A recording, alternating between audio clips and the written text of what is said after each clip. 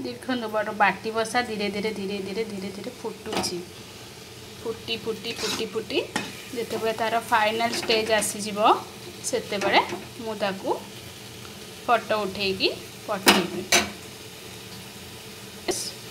ये बाटी बसा कहतु दही माछ कहतु यहाँ बहुत टाइम टेकिंग प्रोसेस किंतु बहुत टेस्टी लगी था खावाई। देखंतु पाखरु देखंतु केते सुंदर देखा जाउची एटा फुटुची।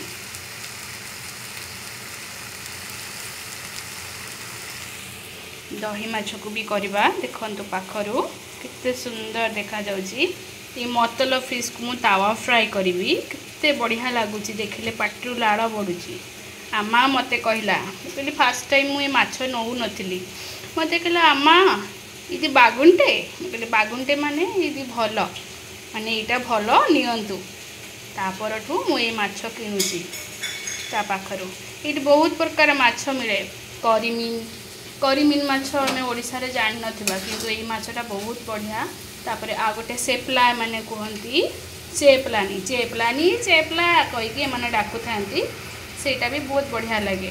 तो ये प्रोसेस सब करुची बाटी बसा हो सारे पुणी मु दही माछ करी पुणी मतल फ्राए करी केते सब मते करिवार अछि। सेते पर्यंत मु रहूची ये दुटा आइटम कले मु आपण मानक सहित सब शेयर करी।